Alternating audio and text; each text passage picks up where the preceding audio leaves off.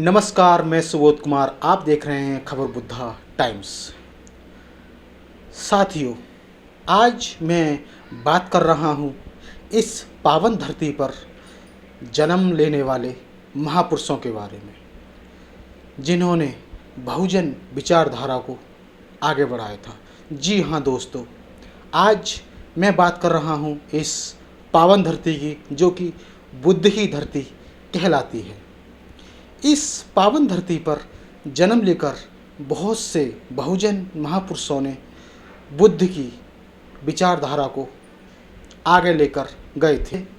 एक नाम ऐसे महापुरुष का आता है जिन्होंने तमाम जातियों को, जैसे कि जाटव, खटीक, अहीर, पाल, गडरिया और बहुत सी जातियों को एक बहुजन समाज के माला में पिरोने का काम किया। हम लोग उन्हें मान्यवर साहब काशीराम जी के नाम से जानते हैं। और वहीं हम बात करते हैं एक ऐसी लेडी की, जिसने दलित समाज में जन्म लेकर 4 बार उत्तर प्रदेश की मुख्यमंत्री रहकर दलित समाज का सीना फख्र से ऊंचा किया। जी हाँ दोस्तों, मैं बात कर रहा हूँ बहन कुमारी मायावती की। मान्यवर साहब काशीराम और बहन कुमारी मायावती का बहुजन आंदोलन में क्या योगदान रहा, इसका कैडर लिया था बसपा के पूर्व राष्ट्रीय उपाध्यक्ष एवं national coordinator JP Singh ji के द्वारा। तो उन्होंने देखिएगा किस तरह से उन्होंने बताया था मान्यवर साहब काशीराम जी के बारे में और बहन कुमारी मायावती के बारे में कि उनका बहुजन आंदोलन में क्या योगदान रहा। तो आइए देखते हैं उनकी यह रिपोर्ट। इस वीडियो क्लिप के अंदर उन्होंने क्या बताया है, सुनते हैं। सम्मानित साथियों को जय भीम। साथियों, पूर्व की भांति हम लोग आज पुनः आपके बीच में फेसबुक लाइव कैडर कैंप के माध्यम से इस कार्यक्रम में आपके बीच इधर लाइव पहुंचे हैं।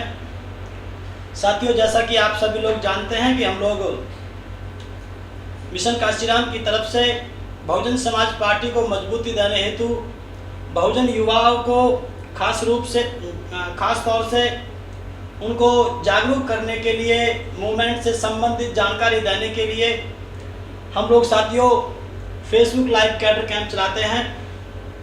तो साथियों, आज उसी प्रोग्राम के तहत हम आपके बीच में आज पुनः पहुंचे हैं। हर संडे को 10 बजे जो कार्यक्रम हमारा चलता है। साथियों, आज का हमारा टॉपिक है, जैसा कि आपको स्क्रीन पे दिखाई दे रहा है, कि मान्यवर साहब काशीराम जी एवं बहन कुमारी मायावती जी का बहुजन आंदोलन में योगदान क्या है। बहुजन आंदोलन का मतलब यहाँ पर सामाजिक परिवर्तन के आंदोलन से है। तो सम्मानित साथियों, हमारे नौजवान साथियों को ये जानकारी होनी चाहिए कि हमारे बुजुर्गों ने, हमारे महापुरुषों ने, जिसमें से एक वर्तमान में हमारी बहन कुमारी मायावती जी अभी मौजूदा हमारे बीच में हैं। तो सम्मानित साथियों, उन्होंने क्या किया इस मूवमेंट के लिए, इस आंदोलन के लिए, ये सब जानकारी लेके हम आपके बीच में सम्मानित साथियों पहुंचे हैं। तो मेरा सभी साथियों से निवेदन है, जो भी साथी इसको लाइव देख रहे हैं वो कृपया इसको साथ साथ अपना शेयर भी करते रहें, जिससे कि ज़्यादा से ज़्यादा साथी लोग इसको लाइव सुन सकें, लाभ उठा सकें। तो साथियों, हम लोग काफ़ी दिन से कैडर देते आ रहे हैं और आज हम आपके बीच में सम्मानित साथियों इस विषय को लेकर के आपके बीच में हम लोग साथियों यहाँ पर पहुँचे हैं। साथियों, ये हमारा, मैं फिर बता दूं आपको, ये हमारा आज का विषय है कि मान्यवर साहब काशीराम जी एवं बहन कुमारी मायावती जी का बहुजन आंदोलन में क्या योगदान है। ये हम आज आपके बीच में साथियों बताएंगे सम्मानित साथियों। ठीक सर।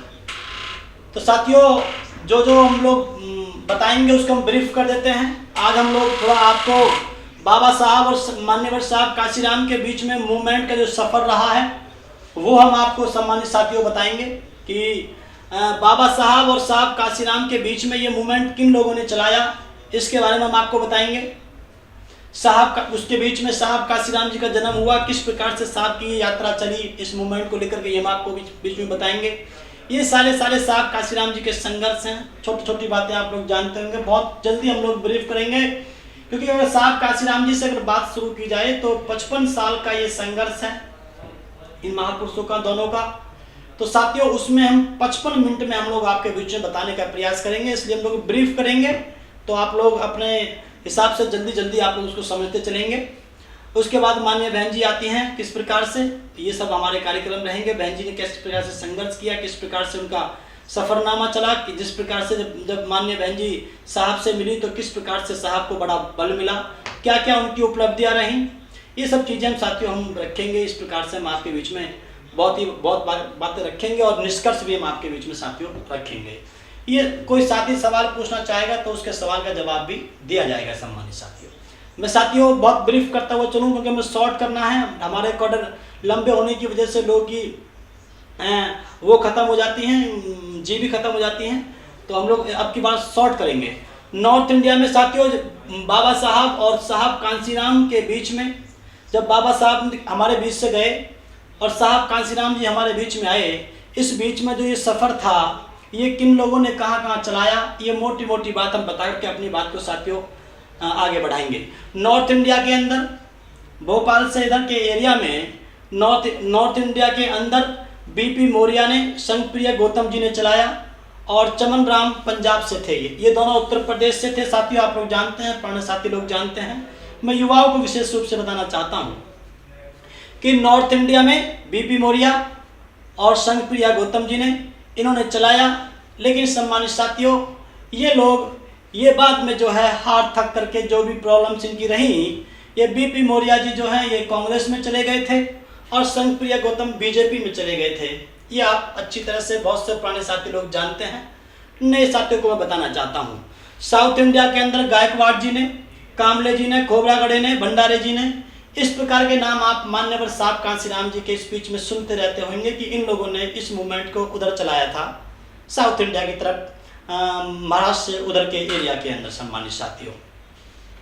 लेकिन ये लोग भी, इन्होंने फिर बाद में जो है आरपीआई का गठबंधन पैक्ट जो है, इन्होंने समझौता कांग्रेस के साथ कर लिया था। उस समय 421 लोकसभा की सीट थी, जिसमें 420 में कांग्रेस के पास गई थी और एक जो है वो आरपीआई के पास गई थी। ये आरपीआई को चलाते थे ये सभी लोग, जो बाबा साहब का मूवमेंट उस समय माना जाता था, तो ये लोग चलाते थे।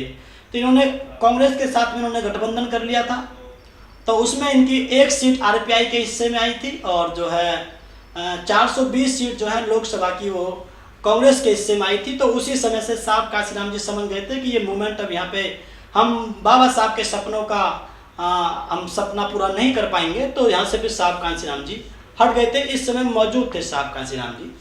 साथियों, साहब काशीराम जी ने बताया अलीगढ़ की मीटिंग में, जब बीपी मौर्य जी का उदाहरण लेकर के, कि आखिर ये नेता लोग चले क्यों जाते हैं, ये नेता लोग चले क्यों जाते हैं किसी दूसरी पार्टी में। सामान्य साथियों, आप लोग शेयर भी करते रहे साथ में इसको, कि ये लोग चले क्यों जाते हैं। उदाहरण दिया था यहाँ पर अलीगढ़ में, जब साहब काशीराम जी को बुलाया था, जब ये बीपी मौर्य जी अलीगढ़ के रहने वाले थे, जब ये कांग्रेस में चले गए थे, उसके बाद समाज के अंदर थोड़ी निराशा आई थी, और उसके बाद में फिर समाज के लोगों ने साहब काशीराम जी का नाम जब सुना था सम्मानित साथियों, तो फिर उन्होंने बताया कि चले क्यों जाते हैं। तो उन्होंने बताया कि नेता वो बिकता है जो जिसका समाज बिकता है, बिकने वाले समाज का नेता बिक जाता है।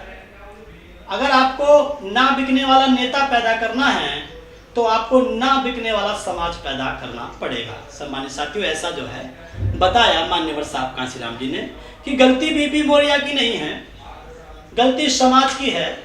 अगर ना बिकने वाला नेता पैदा करना है तो आपको ना बिकने वाला समाज पैदा करना पड़ेगा। मैं साथियों ब्रीफ करता हुआ इस बीच में चल रहा हूँ, तो ये उदाहरण देकर के बीपी मौर्य जी का बताया। उसके बाद में समाज को तैयार किया कि आप पहले ना बिकने वाले आप बनो, तब आपका नेता नहीं बिकेगा। सम्मानित साथियों, इस प्रकार से आगे चले।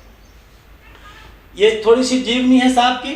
15 मार्च 1934 को पूना पैक्ट के 2 साल के बाद, पूना पैक्ट 1932 में हुआ, आप लोग जानते हैं, हमने आपको पहले भी बताया था। एक ग्राम ख्वाहिशपुर पड़ता है, जिला रोपड़ पंजाब में पड़ता है। 15 तारीख को साथियों जन्म लेते हैं मान्यवर साहब काशीराम जी। इनका जन्म होता है सम्मानित साथियों, छोटा सा बच्चा होता है। इनके जो फादर थे, एक बार की घटना है साथियों, आपको समझना पड़ेगा कि किस प्रकार से कोई महापुरुष बचपन से ही अपने उसके अंदर सिम्टम होते हैं समाज के प्रति। ये आपको मान्यवर साहब कांशीराम जी के अंदर बचपन से वो सिम्टम कैसे था और बहन कुमारी मायावती जी के अंदर ये सिम्टम कैसे था, ये सब जानकारी आपको बचपन से ही इन लोगों में मिल जाती है। तो मैं एक एक उदाहरण दूंगा, एक मान्यवर साहब कांशीराम जी का, एक मान्य बहन जी का। जब साहब कांशीराम जी छोटे से थे तो उनके जो फादर थे वो जो है वहाँ के सर्किट हाउस में, गेस्ट हाउस में अपने उनके जो पापा थे वो जॉब करते थे वहाँ पर। तो वहाँ पर पहले ऐसा सिस्टम हुआ करता था सम्मानित साथियों कि एक रस्सी के माध्यम से एक अंदर फट्टा, कमरे के अंदर एक लकड़ी का फट्टा बंधा होता था, उसमें रस्सी निकलती थी एक होल से, और उसके बाद में वो बंदा बाहर बैठता था, जो सर्वेंट टाइप का जो उसमें सेवा देता था वो बाहर बैठता था। वो रस्सी को ऐसे खींचता था, फिर उसको छोड़ता था, खींचता था, उसको छोड़ता था, तो अंदर वो फट्टा जो था लकड़ी का वो ऐसे हिलता था। उससे अंदर बैठे हुए नेता को, बैठे हुए जो गेस्ट था उसमें जो आके ठहरता था, उसको हवा पहुंचती थी। तो जब साहब कांशीराम जी अपने पापा जी को खाना देने जाते थे तो साहब ने एक दिन पूछा पापा से कि पापा आप रस्सी क्यों खींचते रहते हैं। तो उन्होंने फिर वहाँ पर बताया कि बेटे अंदर इसमें नेता आकर के बैठता है, उसकी हम लोग बाहर से यहाँ पे हवा करते हैं, हम लोग बाहर से बैठ करके ऐसा काम करते हैं। तो तब उस छोटे से बच्चे ने, कांशीराम नाम के छोटे से बच्चे ने अपने पिताजी से कहा कि पापा मैं एक दिन बहुत बड़ा नेता बनूंगा और इसी गेस्ट हाउस में आकर के बैठूंगा। तो सम्मानित साथियों वो दिन पूरा हुआ था। साहब कांशीराम जी जो है उसी, जब बड़े नेता बने थे तो उसी गेस्ट हाउस में जाकर के सम्मानित साथियों वो ठहरे थे, और तब उस टाइम तो आप जानते हैं कि एसी लग चुके थे सम्मानित साथियों। तो ये जो सिम्टम होता है किसी महापुरुष के अंदर, ये बचपन से ही सम्मानित साथियों उसको ये दिख जाता है। इसको बिल्कुल ऊपर कर दो बाहर, या फिर इसको थोड़ा बंद कर लो, ये तो पूरा खोल दो, इसको बंद कर लो। सम्मानित साथियों बच्चा आगे साहब कांशीराम जी का जीवन आगे चलता है। ऐसी समाज में वो सबसे पहले ग्रेजुएट, बीएससी ग्रेजुएट बनते हैं पंजाब के अंदर सम्मानित साथियों। बात आगे बढ़ती है, डीआरडीओ पूना में वैज्ञानिक की नौकरी उनकी लग जाती है। आप जानते होंगे ये एक बारूद से संबंधित फौजियों का डिपार्टमेंट होता है गवर्नमेंट का, सेंट्रल गवर्नमेंट का। तो पुणे के अंदर जो है वो वैज्ञानिक बने, मतलब क्लास 1 की उनको नौकरी मिली। साथियों आप इस घटना के बारे में जानते होंगे, 1965 की छुट्टी की घटना, बुद्ध की और बाबा साहब की छुट्टी को काट करके वहाँ के डिपार्टमेंट के लोगों ने सम्मानित साथियों छुट्टी को बाहर कर दिया था। उसकी जगह पर अन्य और जो त्योहार थे उनकी छुट्टी बढ़ा दी थी, तो इसको यहाँ पर कम कर दिया था। इसी को लेकर के संघर्ष शुरू हुआ।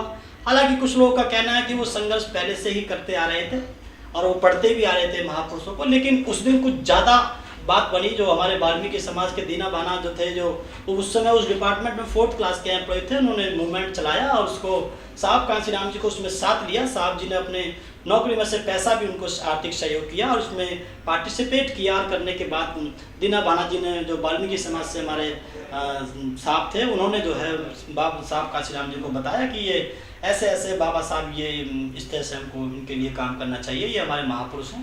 तो साथ ही ऐसी जानकारी बताई जाती है। बाकी बाबा साहब कांशीराम जी को बताते हैं कुछ लोग, पहले भी जानकारियाँ थी। तो इस प्रकार से साथियों इनका संघर्ष चलता है। उस वहीं से उनकी ज़िंदगी का मोड़ ले लेती है लाइफ पूरी, और वो कहते हैं कि ठीक है मैं नौकरी को छोड़ देता हूँ, यहाँ से मैं आय का जो सफ़र है वो बाबा साहब के कारवां के लिए मैं सम्मानित साथियों काम करूँगा। मैं बहुत ब्रीफ करता हुआ जा रहा हूँ साथियों। बताया जाता है कि उन्होंने किताब पढ़ी थी एनिहिलेशन ऑफ कास्ट, जाति का विनाश करके किताब पढ़ी थी, जो लाहौर का जो सबसे पहला भाषण था, लाहौर का भाषण था, जिसको बाबा साहब दे नहीं पाए थे 1936 का। लाहौर के भाषण में को उन्होंने फिर बाद में जो है एनिहिलेशन ऑफ कास्ट नाम से किताब निकाली थी। उस किताब को पढ़ा था साथियों। बताते हैं किसी कोई बोलते हैं कि 7 बार पढ़ा, कुछ लोग कहते हैं 12 बार पढ़ा। तो इसमें बड़े मार्मिक बातें इसमें लिखी हुई थी, जिसको लेकर के साहब कांशीराम जी ने अपना फिर दृढ़ संकल्प लिए और उसके बाद अपनी मम्मी को, अपनी जो मम्मी जी हैं, अपनी माता को, अपने पिता को, अपने परिवार वालों को संबोधित करते हुए उन्होंने 24 पन्ने का पत्र लिखा। उसमें कुछ उन्होंने डिसीजन लिए कि मैं अब कभी भी शादी नहीं करूँगा, मैं अब कभी भी अपना घर नहीं बसाऊँगा, पूरा समाज मेरा परिवार होगा, पूरा देश के लोग, गरीब लोग मेरे परिवार होंगे, वही मेरी माताएं होंगे, वो मेरी बहन होंगी, वही मेरे भाई होंगे। और मैं जो है अपने नाम से कोई प्रॉपर्टी नहीं करूँगा। इस प्रकार से तमाम जो है उन्होंने डिसीजंस लिए समाज के को ध्यान में रखते हुए। सम्मानित साथियों, ये बात जब पहुंचती है उनकी मम्मी के पास में, घर वालों के पास में, तो उनके पापा जी उनकी मम्मी को पूना भेज देते हैं कि जा देख के आ इसको लड़के को क्या हो गया है। सम्मानित साथियों, तो उनको बताया। उनकी मम्मी जाके कहती हैं कि बेटा एमएलए की लड़की, उस क्षेत्र में एमएलए जो एससी समाज से वहाँ बिलोंग करता था, रिजर्व सीट से वहाँ एमएलए बनता था, उसकी लड़की की शादी तुम्हारे लिए ऑफर होकर के आई है, क्योंकि आप वहाँ पे काफ़ी आपकी चर्चा है। सम्मानित साथियों, तो लड़के की एमएलए से आपकी शादी का ऑफर आया है, चलो आप वापस चलते हैं। तो साहब ने कोई इंटरेस्ट नहीं लिया। वो किताब को वो सम्मानित साथियों आराम से वो पढ़ रहे थे, तो उसमें कोई उन्होंने इंटरेस्ट नहीं लिया।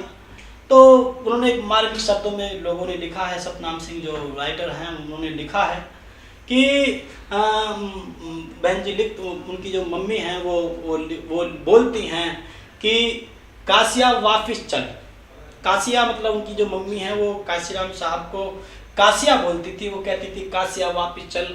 तो तब वो कहते हैं कि नहीं माँ अब देर हो गई है, नहीं माँ अब देर हो गई है, सहरा नहीं कफन चाहिए अब मुझे। आप मुझसे जो है चेहरे की कोई सहरे की मतलब शादी के बारे में बात चल रही थी, तो आप मुझसे सहरे के मेरे सर पे आप सहरे की उम्मीद मत करना कि मैं मेरे सर पे सहरा होगा, क्योंकि मैंने कमिटमेंट कर लिया है समाज से। मैंने इस किताब को पढ़ने के बाद डिसीजन ले लिया है कि मैं अब जो है सारा का सारा अपना जीवन जो है वो बाबा साहब के से प्रभावित होकर के इस बहुजन मूवमेंट में, महापुरुषों के इस मूवमेंट में मैं काम करूँगा। तो मुझे अब सहरे की जरूरत नहीं है। अगर आपको मिल सकता है तो केवल यहाँ पर कफन ही मिल सकता है। ऐसे बड़े फैसले मान्यवर साहब काशीराम जी ने लिए कि मैं ज़मीन नहीं अपने नाम होगी, मेरे पास कोई बैंक बैलेंस नहीं होगा, मैं कभी घर नहीं जाऊंगा, मैं किसी शादी विवाह में किसी खुशी के किसी माहौल में सम्मानित साथियों में नहीं जाऊंगा। इस प्रकार से चलता हुआ साथियों का सफ़र आगे चलता है। आप जानते हैं, मैंने आपको पहले बताया कि 1971 में आरपीआई का कांग्रेस के साथ पैक्ट होता है। 1971 में आरपीआई के साथ में पैक्ट होता है सम्मानित साथियों, उसमें एक सीट मिलती है। साहब काशीराम जी यहाँ से हट जाते हैं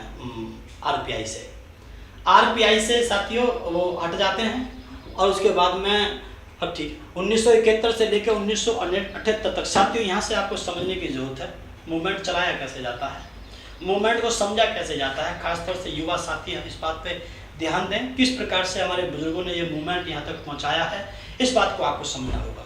जब 1971 में सम्मानित साथियों, जब 1971 में साहब काशीराम जी आरपीआई से हटे, क्योंकि एक में अम्बेडकर, एक सीट में अम्बेडकर, 420 में गांधी, तो जो संघर्ष चल रहा था तो साहब काशीराम समझ गए थे कि शायद यहाँ पे हमारा उद्देश्य पूरा नहीं हो पाएगा, हम बाबा साहब के सपनों को पूरा नहीं कर पाएंगे।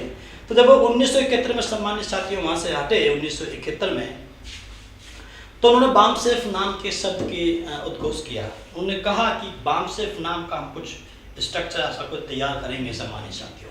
1971 में बामसेफ शब्द की घोषणा की जाती है और 1978 में उसको विधिवत तरीके से उसका स्ट्रक्चर बनाया जाता है, उसको बनाया जाता है। घोषणा 71 में की जाती है, 78 में बनाया जाता है। आप इसको ऐसे समझ सकते हैं कि जो घोषणा है वो 71 में और बनाया उसमें।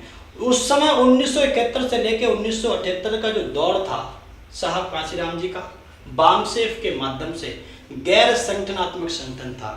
उस समय बामसेफ 1971 में बामसेफ शब्द की घोषणा हुई थी, बनाया नहीं था।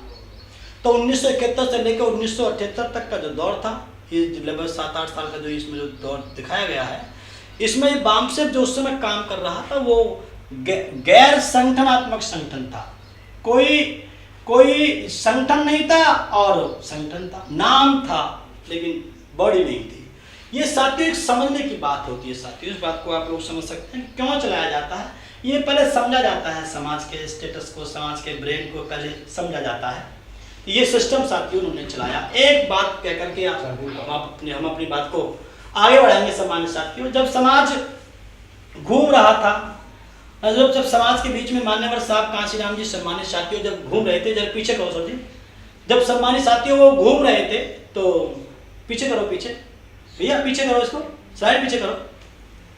जब साथियों जब साहब काशीराम जी जब घूम रहे थे उसमें, तो समाज के बीच में जब वो घूम रहे थे तो एक दिन की घटना है, साहब बड़े परेशान थे, बड़े दुखी थे सम्मानित साथी। तो उसमें एक दिन की घटना है, तो एक बार जब वो दोपहर के समय सम्मानित साथियों, ज़्यादा मत हिलो, डिस्टर्बेंस आएगी, ज़्यादा मत हिलो, आप लोग एक जगह रहो जहाँ भी रहना। तो जब वो एक जगह जाकर सम्मानित साथियों, वो एक जगह जाकर दोपहर को ठहरे, एक साथी ने, बड़ा गरीब साथी था, उसने नींबू पानी बनाने का सम्मानित साथियों उनके लिए सोचा कि दोपहर का समय है, साहब गर्मी से आए हैं, तो उन्होंने साथियों नींबू पानी की शिकंजी टाइप की साहब के लिए बनाने के लिए काम किया। साहब कांसीराम बड़े दुखी थे, उस दिन बड़े परेशान थे कि पूरा का पूरा समाज मेरा बिल्कुल परेशान कर दिया, कुछ बचा ही नहीं मेरे समाज के पास में, कांग्रेस ने पूरा समाज खराब कर दिया, हमारा कुछ बचा ही नहीं, अंदर से अंदरघात कर रहा है सम्मानित साथियों। तो उन्होंने फिर जो है, जब वो नींबू पानी बना रहा था वो बंदा साहब का, तो उसने नींबू को इस प्रकार से जो काट करके उसके बाद गिलास में ऐसे निचोड़ा, और निचोड़ने के बाद उस नींबू को फेंक दिया।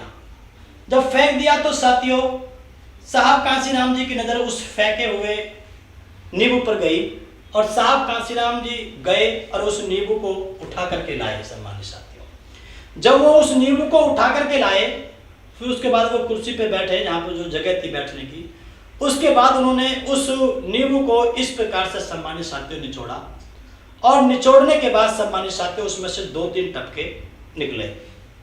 साथियों जब वो 2-3 टपके उधर से साथियों जब वो निकले, तो मान्यवर साहब कांसीराम जी समझ गए कि कांग्रेस ने मेरे समाज को नींबू की तरह निचोड़ तो दिया है, लेकिन अगर मैं इसमें मेहनत करूंगा तो थोड़ा बहुत रस अभी भी बाकी जरूर होगा। तो साथियों 2-3 टपकों का उदाहरण लेकर के, साथियों उनका आश्वासन लेकर के साहब कांसीराम ने सोचा कि मैं इस 2-3 टपके जो नींबू के इसमें जो निकले हैं, कांग्रेस के द्वारा निचोड़े गए, मेरे समाज में अभी भी थोड़ा बहुत दम बाकी है, और अगर मैं चाहूं तो इसी के दम पे काम कर सकता हूं, और उस 2-3 टपके से मैं अपने दूध को जमा सकता हूं, जिससे हमारी दही बन सकती है, उसके बाद फिर हम लोग अपने काम को आगे चला सकते हैं। तो सम्मानित साथियों देखिए कितने बड़ी विल पावर थी मान्यवर साहब कांसीराम जी की।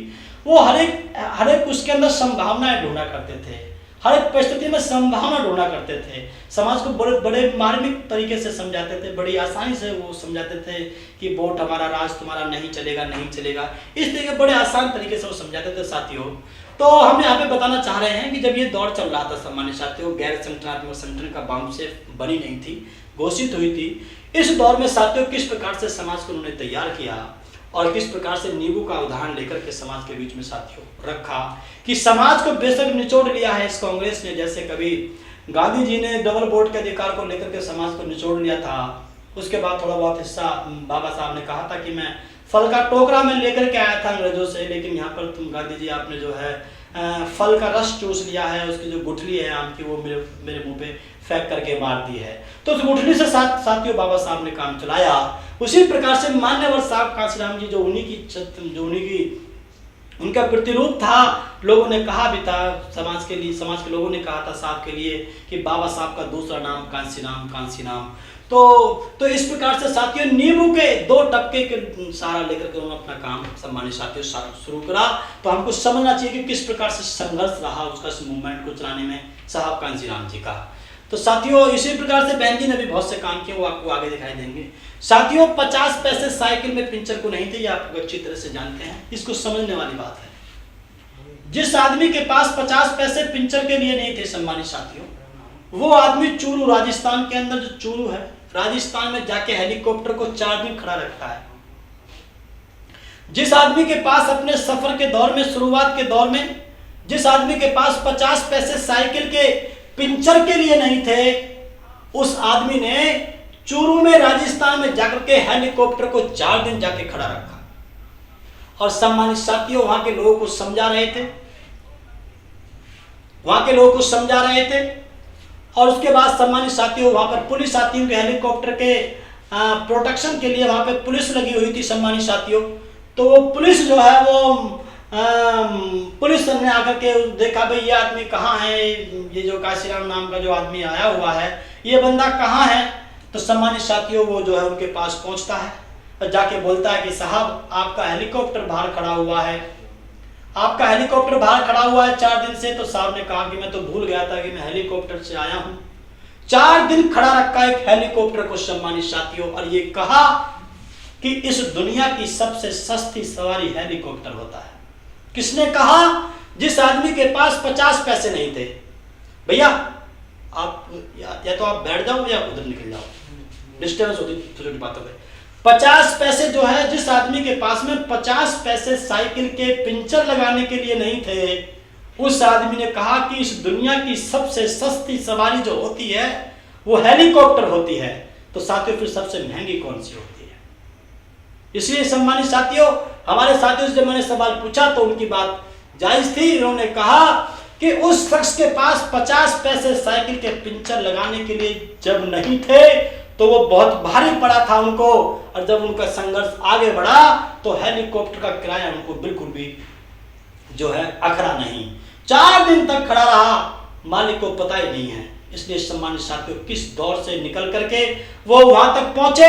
और सबसे बड़ी बात जो है सम्मानित साथियों, उत्तर प्रदेश के साथ साथ अन्य स्टेट के जो लोग हैं उनको इस बात को समझना चाहिए कि जब वो पुलिस वाले मान्यवर साहब कांसीराम जी को ढूंढते ढूंढते उस झोपड़ी में पहुंचे तो मान्यवर साहब कांसीराम जी 4 आदमी को लेकर के बैठे थे और उनको बता रहे थे कि आओ मैं आपको बताता हूं कि सरकार कैसे बनती है, मैं आपको बताता हूं वोट का अधिकार कैसे प्रयोग किया जाता है। सम्मानित साथियों, मैं आपको बताता हूं चीजों को, निकल जाओ, मैं आपको बता देता हूं कि किस प्रकार से सरकार बनती है, किस प्रकार से वोट का अधिकार का सही इस्तेमाल किया जाता है। इस बात को समझाने का काम मान्यवर साहब कांसीराम जी ने किया।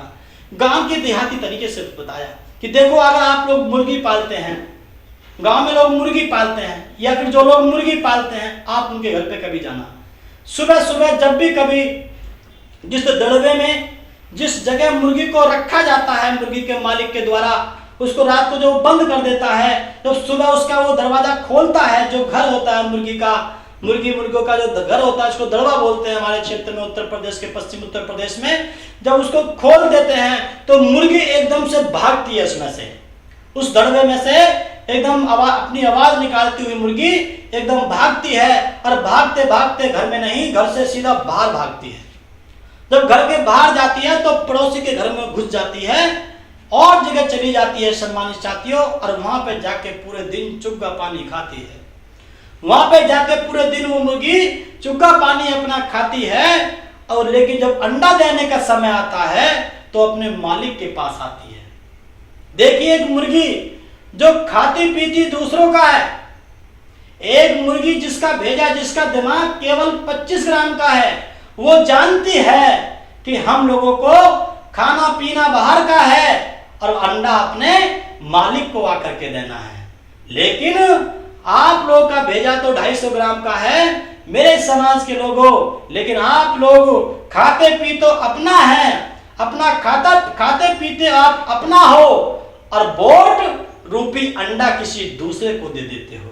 तो आपसे भली तो वो मुर्गी है जो खाती पीती दूसरों का है और अंडा अपने मालिक को देती है, लेकिन आप लोग पूरे 5 साल अपना खाते पीते हो, लेकिन जब अंडा रूपी वोट देने का समय आता है तो आप दूसरों को, दूसरी पार्टियों को जाकर के दे देते हो। अपने दुश्मन को आप लोग वोट दे देते हो कि आओ हमारी ठुकाई पिटाई करो। आप लोग देखते होंगे ये बीजेपी क्यों नहीं डर रही है सम्मानित साथियों इस देश के लोगों से? क्यों? क्योंकि इनको पता है कि इनकी कितना नुकसान कर लो, कितनी ठुकाई पिटाई कर लो, आप जानते होंगे सम्मानित साथियों, ऐसी कोई बिरादरी नहीं है इस देश में जिसकी बेइज्जती ना हो रही हो इस समय। मैं भी सोशल मीडिया के माध्यम से जान रहा था कि कुछ गांव के दबंग लोगों ने ब्राह्मण समाज की लड़की को घर से उठा करके उसके साथ रेप किया, और उसके बाद उसके साथ में वो लड़की, उसकी मम्मी और वो बेटी जब वो थाने में गई तो वहां पर उसकी रिपोर्ट तक भी नहीं लिखी गई। ब्राह्मण समाज के साथ में ऐसी स्थिति है सम्मानित साथियों। ऐसी कौन सी बिरादरी है, चाहे वो प्रजापति हो, अभी मैनपुरी की वहां की बात है, पूरे घर को जला दिया सम्मानित साथियों। लोधी समाज के प्रधानों को मार दिया गया, यादव समाज के लोगों को ट्रैक्टर से कुचल दिया गया सम्मानित साथियों।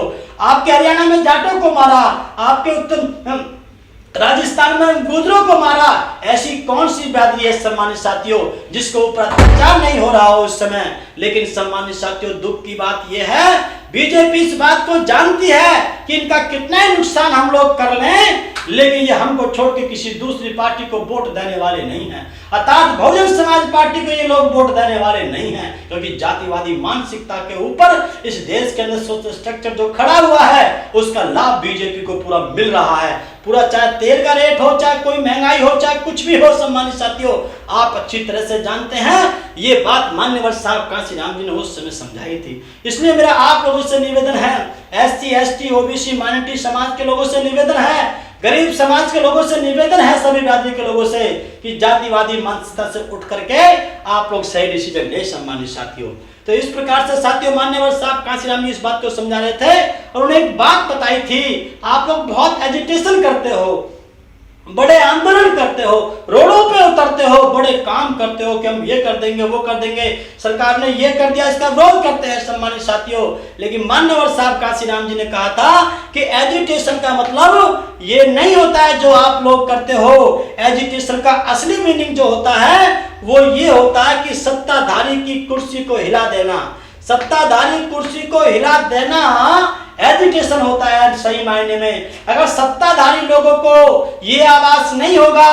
कि ये समाज हमें अगली बार वोट नहीं देगा, अगर हमने इसका विरोध किया, इसका नुकसान किया, इनकी महंगाई बढ़ाई, इसके ऊपर अत्याचार किया, तो अगली बार ये समाज हमको वोट नहीं देगा, तो सम्मानित साथियों उस एजिटेशन का करने का कोई फायदा नहीं है। अगर ये आभास हो गया कि अगली बार ये समाज हमको वोट नहीं देगा, तो आपके ऊपर ना तो अत्याचार होगा और ना कोई महंगाई बढ़ाई जाएगी। सम्मानित साथियों, इनको जानकारी है कि रोएंगे, पीटेंगे, सब कुछ करेंगे, महंगाई भी झेलेंगे, बेरोजगारी भी झेलेंगे, अत्याचार भी झेलेंगे, लेकिन उसके बावजूद भी वोट के समय मंदिर का बहाना लेकर के, पाकिस्तान का बहाना लेकर के ये वोट हम ही को देंगे। तो साथियों ऐसे एजिटेशन करने का कोई फायदा नहीं है। एजिटेशन का मतलब है कि अगले चुनाव में ये आभास हो जाना चाहिए सत्ताधारी पार्टी को कि हमको अगले चुनाव में वोट देने वाले नहीं है। इसलिए सम्मानित साथियों, this is the real meaning of agitation. ये आपको सम्मानित साथियों मान्यवर साहब कांशीराम जी ने समझाने का काम किया।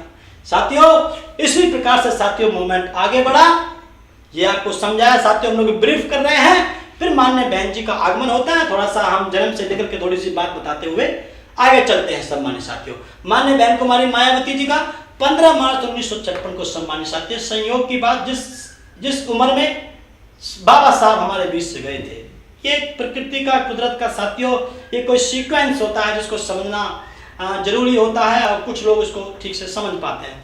उसी उम्र उसी सन में माननीय बहन जी ने जन्म लिया जिस सन में बाबा साहब कांशीराम जी हमारे बीच से गए।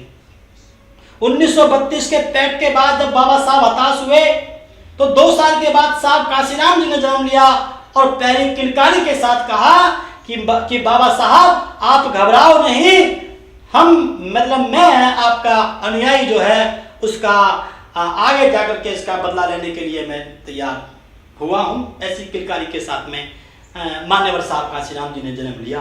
और जब साथियों उसी सन में जो है बहन जी ने भी जन्म लिया।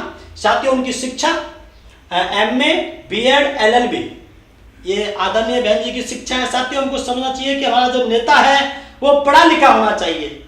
अगर आप जिस प्रकार का नेता आप चुनोगे उसी प्रकार के वो समाज को साथियों तैयार करने का काम करेगा।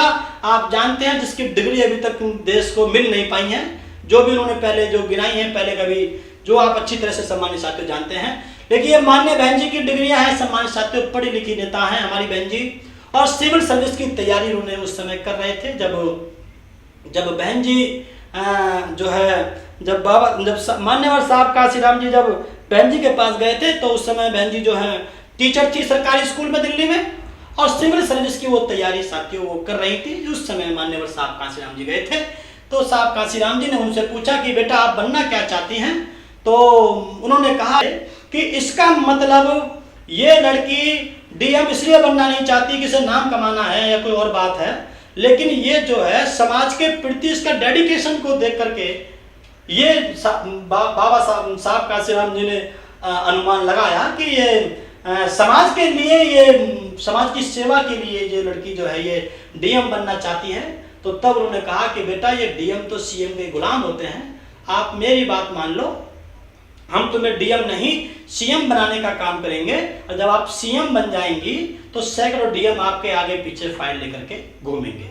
तो साथियों उसी दिन आदरणीय बहन जी ने कमिटमेंट किया माननीय साहब कांशीराम जी को कि ठीक है साहब कांशीराम जी, मैं आपको वचन देती हूँ कि आज के बाद मैं कभी पैरों में पायल नहीं पहनूंगी, कभी हाथों में चूड़ी नहीं पहनूंगी, कभी गले में मंगलसूत्र नहीं पहनूंगी और कभी मांग को सिंदूर से भरने का काम नहीं करूंगी। मैं जिंदगी भर कुंवारी रह करके आपके ही मार्ग में, आपके ही दिशा निर्देश में इस समाज के उत्थान के लिए काम करती रहूंगी, ना तो कभी झुकूंगी और ना कभी बिकूंगी। सम्मानित साथियों, ऐसा कमिटमेंट बहन जी ने भी मान्यवर साहब कांशीराम के पीछे पीछे समाज को देने का काम किया।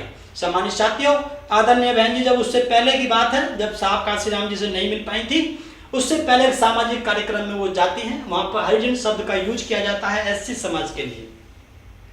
उसका बहन जी विरोध करती हैं, इसकी चर्चा पूरे देश में फैलती है। इसी बात की पता जो है मान्यवर साहब कांशीराम जी को चलता है कि एक लड़की है, नौजवान है, उसी की तलाश में थे साथियों। और वो लड़की जो है, साहब एक नौजवान लड़के की तलाश में थे, लेकिन वो लड़की मतलब आदरणीय बहन जी वहां पर मिली। और सम्मानित साथियों, इस शब्द से जो है, इसके विरोध करने से बहन जी का बड़ा ग्राफ एकदम बड़ा समाज के बीच में। फिर साहब कांशीराम जी ने उनसे मिलकर के बातचीत करी, जो मैंने आपको पहले बताई। उसके बाद सम्मानित साथियों, 6 दिसंबर 1978 को, इससे पहले बहन जी मिल चुकी थी, 6 दिसंबर 1978 में बामसेफ की जो है विधिवत तरीके से साहब कांशीराम जी ने घोषणा करी। सम्मानित साथियों, उसके बाद में साथियों बिल्कुल साहब कांशीराम जी जो है बाबा साहब की तरह से चले। पहले नॉन पॉलिटिकल बनाया साथियों, फिर आप आगे इस बात को समझ सकते हैं जी। उसके बाद साथियों, जब उन्होंने वो बामसेफ बनाई तो उसके बाद उन्होंने ये बामसेफ, आप जानते हैं कि ये एम्प्लॉय लोगों का ये एक संगठन होता है कि भाई आपको बाबा साहब ने बहुत कुछ दिया है, आपके पास जो नौकरी है, सरकारी जो नौकरी है, ये बाबा साहब की वजह से है। ये आपका इसमें कोई खास आपका प्रयास है, लेकिन इसमें बाबा साहब की कुर्बानी है। तो इसमें पे बैक टू सोसाइटी करके एक शब्द देकर के साथियों बामसेफ की घोषणा करी और उसमें सरकारी कर्मचारियों को जोड़ने का काम किया, थिंक टैंक के रूप में उसका प्रयोग करने का काम किया। और उसके बाद साथियों, और फिर वहाँ से उनको आर्थिक मदद उनको मिलती थी, उससे वो मूवमेंट वो चलाते थे और थिंक टैंक का वो लोग काम करते थे, एम्प्लॉय जो थे सरकारी लोग। तो साथियों, साइकिल के माध्यम से उन्होंने अपना काम शुरू किया। साथियों, उन्होंने कहा कि 2 पैर और 2 पहिए, 2 पैर मतलब साइकिल और 2 पहिए साइकिल के पहिए, उनको 4 चक्के वालों का मुकाबला करना होगा, उसके बराबर काम करना होगा। 2 तो साइकिल से आपको कार वालों का मुकाबला करना है, आपको इस बात को देखना पड़ेगा।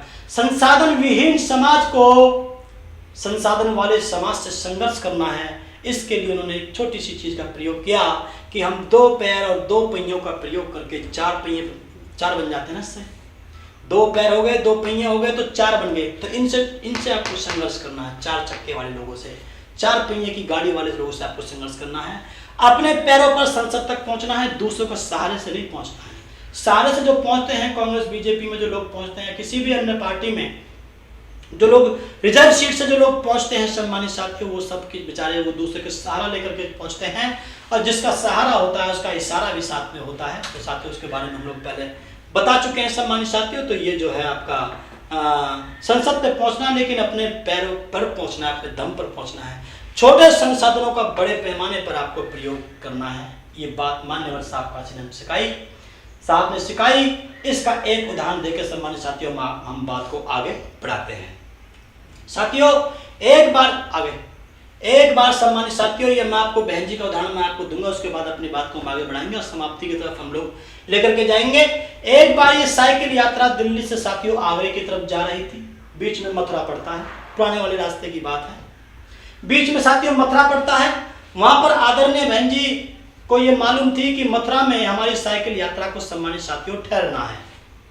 आदरणीय बहन जी उस ठहरने की व्यवस्था के लिए साहब कांशीराम जी ने बहन जी को पहले भेज दिया कि आप जाओ, आप जो है जाकर के मथुरा में जाके आप ठहरने की व्यवस्था जाके बनाओ। सम्मानित साथियों, वहां के लोगों से जाकर के बहन जी मिली और जहां पे ठहरना था वो ठहरने की व्यवस्था तो हो गई, धर्मशाला में ठहरने की व्यवस्था तो हो गई, लेकिन रोटी की प्रॉब्लम सम्मानित साथियों, जो उनको खिलाना था, उन जो साइकिल यात्रा लेकर के आ रहे थे उनको जो खाना खिलाना था उसकी व्यवस्था सम्मानित साथियों नहीं हो पाई थी। तो साथियों, बहन जी के पास 50 रुपए थे और वहां के जो क्षेत्रीय जो नेता थे और जो बड़े नेता थे जिनका बड़ा नाम शुमार है, मैं उनका नाम सम्मानित साथियों नहीं चाहूंगा।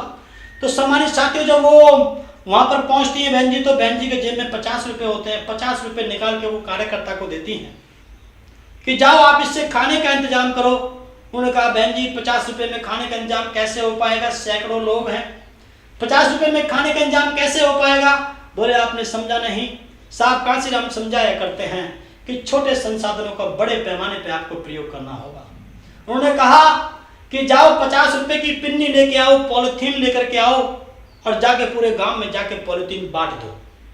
हर बिरादरी में, जो किसी भी बिरादरी का घर हो, पूरे गांव में जाके पॉलिथीन बांट दो और जाकर के उनको बताना, जब आप पॉलिथीन दोगे तो उनको बताना, अगर आपने ये बता दिया कि बहुजन समाज पार्टी की, वामसेब की, DS4 की, इस प्रकार के बाबा साहब के लोगों की, महापुरुषों के मानने वाले लोगों की यात्रा आ रही है, तो सम्मानित साथियों वो आपको हो सकता है रोटी ना दें और लोग। तो सम्मानित साथियों उन्होंने कहा कि जाओ आप जाकर के ये कह देना कि दिल्ली से यात्रा चली हुई है, जो राजस्थान में जो करौली की जो माता है उसके दर्शन करने के लिए वो निकली हुई है, उसके लिए हमें खाना चाहिए और आपके क्षेत्र में वो हमारी यात्रा जो है रुकेगी। तो सम्मानित साथियों वो पूरी की पूरी पिन्नियां, पूरी की पूरी पॉलिथीन पूरे गांव में हर बिरादरी में बांट दी गई। सम्मानित साथियों ब्राह्मण भाइयों में भी बांट दी गई, उस क्षेत्र में ब्राह्मण भाई भी थे उस गांव में, वहां पर भी सम्मानित साथियों बांट दी गई। और जब पूरी की पूरी पिन्नियां पूरी बांट दी कि हम शाम को आएंगे, आप अपना खाना बनाते हो, 1-2 आदमी का फालतू खाना बना लेना, किसी एक आदमी पे जोर भी नहीं पड़ेगा। और साथियों उसमें से आप 2 आदमी की, 1 आदमी की रोटी इस पिन्नी में रख देना, थोड़ा सा आप सब्जी रख देना और उसके बाद साथियों हम शाम को आपसे इस खाने को लेकर के चले जाएंगे। सम्मानित साथियों पड़ाव पहुंच गया साइकिल का और उसके बाद साथियों वो पूरी की पूरी टीम लग गई और वो गांव में अपना खाना इकट्ठा करने के लिए सम्मानित साथियों जो पहुंचती है तो 2-3 घरों के दरवाजे बजाए कि हम रोटी लेने के लिए आए हैं। इतनी देर में साथियों 2-3 घरों के बाद बच्चे इकट्ठे हो गए। तो सम्मानित साथियों हमारे लोगों ने टोकरा सिर पर रख लिया, आगे आगे बच्चे दौड़ लगाए थे कि रोटी वाले आ गए, रोटी वाले आ गए, रोटी वाले आ गए। इस प्रकार से सम्मानित साथियों हमारे टोकरे के टोकरे पूरे पूरे रोटी से भर गए और हर बिरादरी, हर धर्म के लोगों से उसमें रोटी आई और सम्मानित साथियों पूरे गांव से रोटियां इकट्ठा होकर के इतना खाना आ गया, इतना खाना आ गया कि वो पूरा उन्होंने खा भी लिया और उसी खाने से सुबह नाश्ता करके सम्मानित साथियों वहां से निकले। देखिए साथियों किस प्रकार से आदरणीय बहन जी ने 50 रुपए में खाने का इस्तेमाल किया। मान्यवर साहब कांसीराम जी की बात को समझा कि दिमाग का प्रयोग करो, छोटे संसाधन का बड़े पैमाने पे आपको प्रयोग करना है। उन्होंने 50 रुपए के अंदर 5000 रुपए के खाने का इंतजाम किया और गांव में किसी के ऊपर जोर भी नहीं पड़ा। सम्मानित साथियों हर बिरादरी के लोगों से खाना आया, ये साथियों आप लोग को समझना पड़ेगा। इसलिए मेरे सम्मानित साथियों आदरणीय बहन जी को भी आप लोगों को समझना पड़ेगा किस प्रकार से संघर्ष किया, साइकिल पे वो उन्होंने यात्रा करी, किस प्रकार से अपनी सरकारी नौकरी को ठोकर मार करके मान्यवर साहब कांसीराम जी के एक स्लोगन पे, एक बात पे कह करके चल दी कि ठीक है साहब मैं आपका साथ देने के लिए तैयार हूं, चाहे सरकार बने चाहे ना बने, लेकिन इस मूवमेंट में काम करने के लिए मैं पूरी जिंदगी मैं जो है प्रतिबद्ध हूँ और मैं भी आपकी तरफ पे सम्मानित साथियों काम करूंगी। ये बात माननीय बहन जी ने बताने का काम किया। बहन जी जब साहब से मिलती हैं तो साहब 1 और 1 11 हो जाते हैं। आप लोग समझते होंगे, मैंने आपको पहले बताया। इंग्लिश में एक स्टेटमेंट है जिसको मैं कहता हूं कि टू विच, ये साथियों सभी पर ये लागू होती है, जिसको मैं साथियों बोलता रहता हूं, to which I can do you can not and to which you can do I can not, but when we are together we can do everything.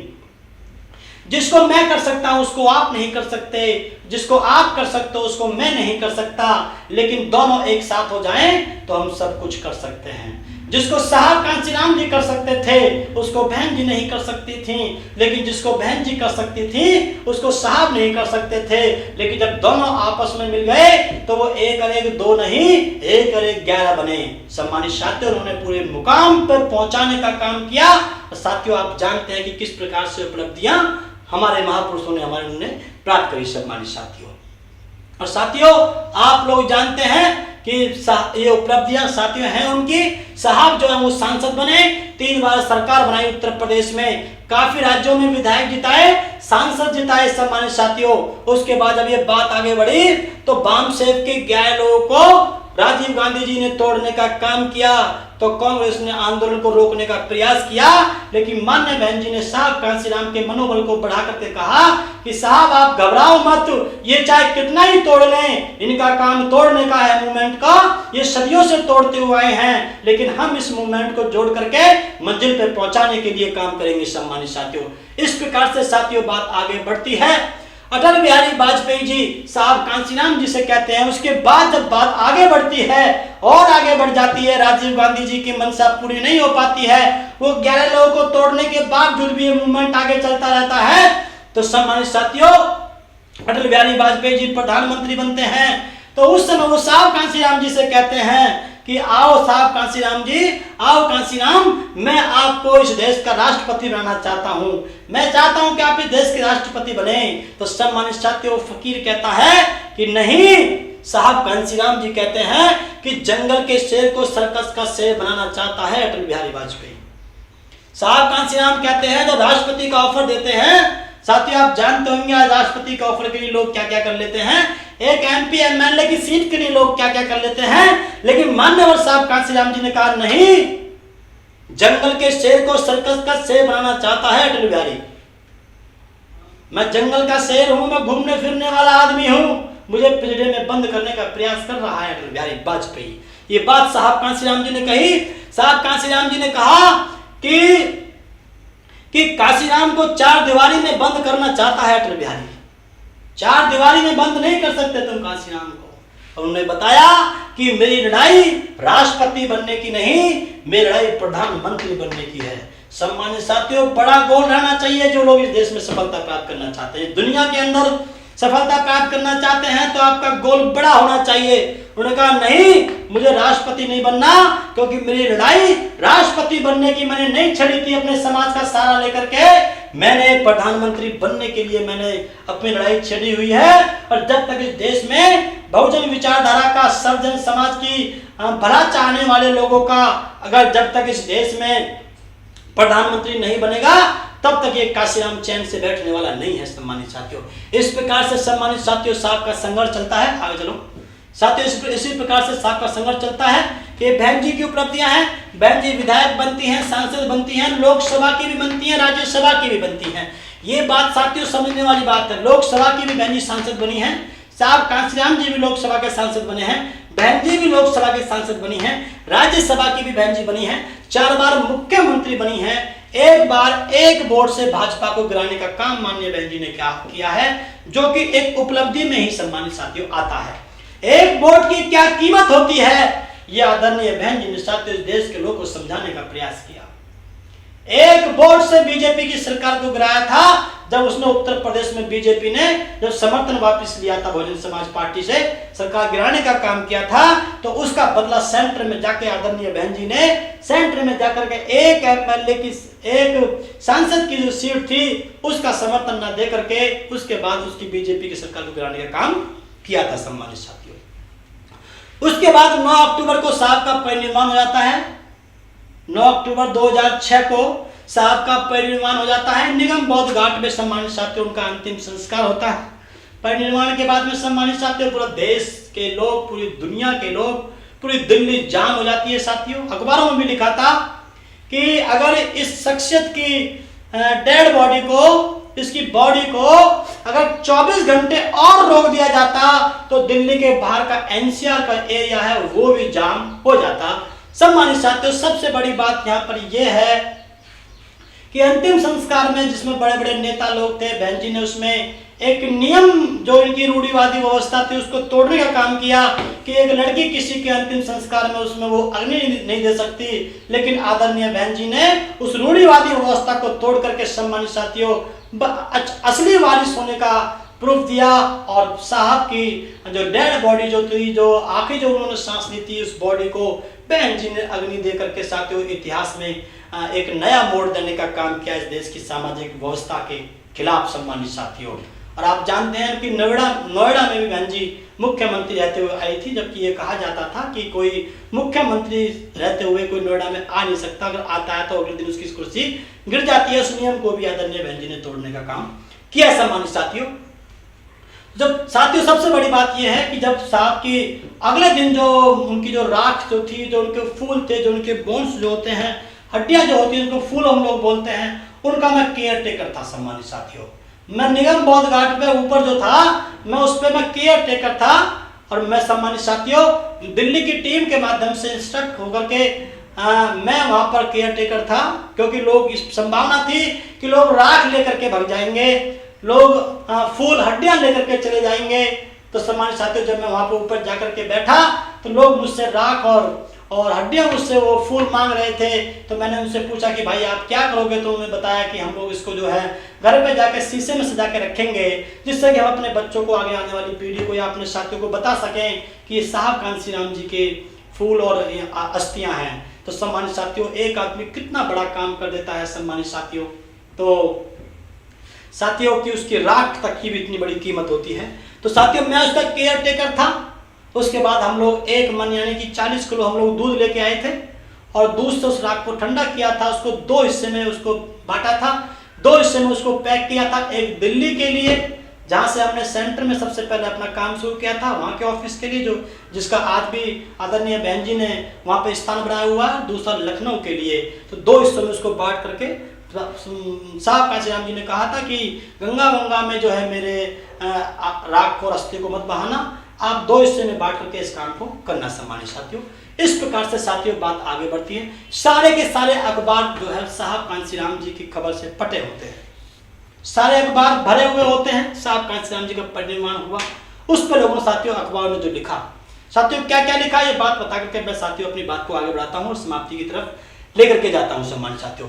Number 1, आधुनिक भारत की राजनीति के चाणक्य नहीं रहे इस दुनिया में बैस कांशीराम, ये टाइटल था साथियों।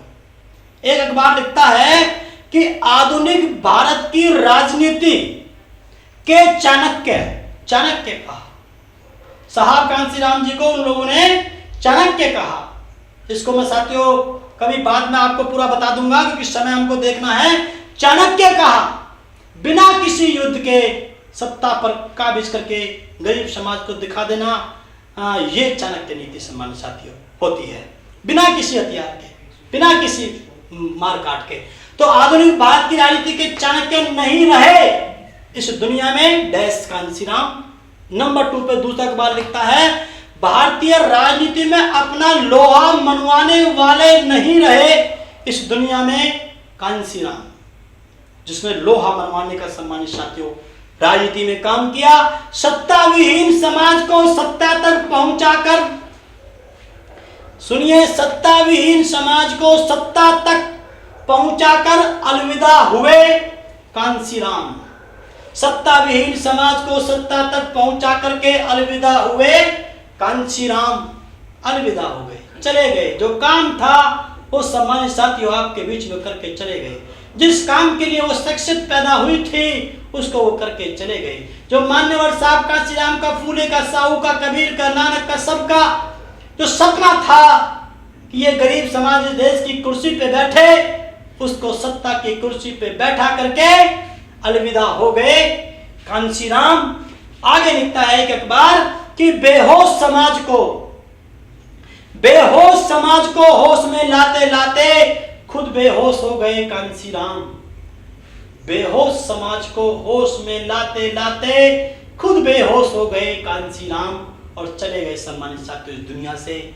ये साथियों दौर था मान्यवर साहब कांशीराम जी का, किस दौर से गुजरे मैं आपको फिर बताना चाहता हूं कि 55 साल का संघर्ष 55 मिनट में बताना संभव नहीं था। आगे हमें 1-2 सवालों को भी देखना है, कोई साथी हमसे पूछता है तो सम्मानित साथियों इस प्रकार से साथियों संघर्ष चलता है। आदरणीय बहन जी उसके बाद पूर्ण बहुमत की साथियों सम्मानित साथियों सरकार बनाती हैं और आप जानते हैं कि यह पूर्ण बहुमत की सरकार आदरणीय बहन जी सम्मानित साथियों जब बनाती हैं तो सब जन हिताय सब जन सुखाय के आधार पर कि जिन लोगों ने मुझको वोट नहीं दिया उनका भी विकास करना ये राजा की ड्यूटी बनती है सम्मानित साथियों। उसको वो उन्होंने सब जन हिताय सब जन सुखाय की नीति पर आधारित सरकार बनाकर, सरकार चला करके इस देश की सबसे नंबर 1 एडमिनिस्ट्रेटर के रूप में खिताब प्राप्त आदरणीय बहन जी करती हैं। आयरन लेडी का खिताब भी सम्मानित साथियों आदरणीय बहन जी करती है सम्मानित साथियों, तो 2007 में पूर्ण बहुमत की सरकार आदरणीय बहन जी बनाती हैं। मान्यवर साहब कांशीराम जी के सारे फैसलों को बहन जी अपनाती हैं। अपने भाई की मृत्यु पर भी बहन जी ने संगठन की मीटिंग करी सम्मानित साथियों। तब साहब कांशीराम जी एक बार अपने पंजाब में गए थे, तो उनके पापा को पता चला कि मेरा लड़का पंजाब में आ रहा है, तो उनको देखने के लिए साथियों वहां पर वो पहुंचते हैं। तब देखते हैं कि मेरा लड़का हेलीकॉप्टर से आया है, मैं तो उसका विरोध करता था। तो सम्मानित साथियों, खुशी के मारे उनके फादर एक्सपायर हो जाते हैं। लोग खबर देते हैं कि साहब आपके फादर एक्सपायर हो गए हैं। तो सम्मानित साथियों, साहब ने कहा कोई बात नहीं, उनको घर जाने दो, उनका अंतिम संस्कार करने के लिए मेरे और भाई बाकी हैं, मुझे आगे मीटिंग में जाना है। सम्मानित साथियों, वो शख्सियत अपने फादर की डेड बॉडी को छोड़ के चले जाते हैं। ठीक उसी प्रकार से उसी रास्ते पे चलने वाली बहन कुमारी मायावती जी साथियों, बहन और भाई के रिश्ते से बड़ा कोई रिश्ता नहीं होता। अगर कोई बुरा ना माने तो सम्मानित साथियों, माँ बाप बेटे का रिश्ता तो होता ही होता है, लेकिन उससे भी बड़ा जो अच्छा जो रिश्ता होता है, उससे भी ज्यादा मानवीय रिश्ता जो होता है, वो बहन भाई का रिश्ता होता है सम्मानित साथियों। जिसने एक कोख से सम्मानित साथियों जन्म लिया हो, उन बहन भाइयों का रिश्ता होता है। अपने भाई की मृत्यु पर भी आदरणीय बहन जी नहीं जाती हैं, और उस दिन भी आदरणीय बहन जी संगठन की मीटिंग पर जोर देती हैं। साथियों, इस बात को पूरा देश पूरी दुनिया जानती है। बिल्कुल साहब कांशीराम जी की तर्ज पर बहन जी ने काम किया, बहुजन को सर्जन किया। साथियों, बहुत जरूरी था, मैंने आपको पहले भी बताया। जिन लोगों ने वोट नहीं दिया, उनकी भी विकास करने की ड्यूटी राजा की बनती है। जिन्होंने वोट नहीं दिया, तो सर्जन का मतलब बहुजन है, ऐसी कोई इसमें प्रॉब्लम नहीं है। इस पर आप लोग बरगलाने का जो लोग काम कर रहे हैं, मैंने आपको पहले कैरेक्टर में बताया कि सर्जन का मतलब सब लोगों का विकास, आप बहुजन का मतलब भी वही होता है सम्मानित साथियों, रूल ऑफ मेजोरिटी होता है। तो यह बात आपको साथियों मैं बाद में कभी आप पूछेंगे तो फिर बताऊंगा। साथियों, इस प्रकार से साथियों बहन जी जो है काम क्या बहन जी ने काम किए, आप अच्छी तरह से जानते हैं, उनका मैं बखान करूंगा। सबसे अच्छी ज्यादा नौकरियां दी, सबसे अच्छा लॉ एंड ऑर्डर दिया बहन जी ने, सबसे ज्यादा यूनिवर्सिटीज दी, सबसे ज्यादा हॉस्पिटल्स दिए, सबसे ज्यादा गवर्नमेंट नौकरी दी, हर गांव में नौकरियां दी सम्मानित साथ। आप जानते हैं हर बिरादरी को नौकरी दी।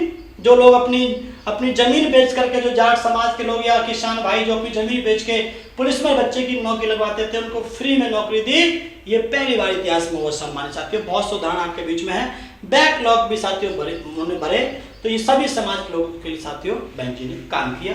ये साथियों उनका संघर्ष रहा। इसलिए मेरा आप लोगों से निवेदन, इस चर्चा से ये सिद्ध होता है सम्मानित साथियों कि फूले साहू अम्बेडकर बाबा साहब के आंदोलन को गति देने का काम आदरणीय बहन जी ने, मान्यवर साहब कांशीराम जी ने उसी तर्ज पे किया जिस तर्ज पे हमारे महापुरुष साथियों चाहते थे। तो जो लोग आज ये सोचते हैं कि बहन जी ने क्या किया, साथियों उनका आप संघर्ष को पढ़ें। बाबा साहब कांशीराम जी को तो आप लोग खैर बोलते ही हैं कि उन्होंने बहुत काम किया, लेकिन बहन जी को जो लोग बोलते हैं, जो उसके समाज में जो फूट डालना चाहते हैं, उन लोगों से मेरा निवेदन है बहन जी के संघर्ष को पूरा पढ़ें। बहन जी की वॉल्यूम्स हैं, उनको आप लोग पढ़ें। बहन जी ने भी साहब कांशीराम जी की तर्ज पे पूरा अपना जीवन लगा दिया, शादी नहीं करी, घर नहीं बसाया सम्मानित साथियों, और उनका ये सब साथियों आप लोग जानते हैं। और साथियों इस प्रकार से साथियों हमारा ये निष्कर्ष आपके बीच में है कि आप लोग बहन जी का, साहब कांशीराम जी का, महापुरुष के इतिहास को सम्मानित साथियों आप लोग पढ़ें। कितने विषम परिस्थिति से लेकर के ये मूवमेंट यहाँ तक पहुँचा है, इसको आपको सम्मानित साथियों इसमें फूट नहीं पड़ने देनी है। ये सम्मानित साथियों आपको समझना होगा। आगे सर, और साथियों कड़ी मेहनत के बाद में साथियों बीएसपी जो बनाई है, ये बात आपको साथियों समझनी पड़ेगी। कोई फोन देना सर, छोटा फोन नोकिया वाला होगा, छोटा वाला पैड में, छोटा वाला फोन नोकिया वाला सम्मानित साथियों, मैं आपको साथियों उदाहरण देकर अपनी बात को साथियों समाप्त हम लोग करते हैं। आखिर में साथियों ये बात है हमारी कि साथियों बहुत से लोग कहते हैं कि हम लोगों को जो है अपना फोन, कोई है कोई फालतू फोन, थोड़ा तुम दो अपना फोन। साथियों आप लोग समझते होंगे इस बात को। बहुत से लोग कहते हैं कि यार हमें बीएसपी को अब छोड़ देना चाहिए।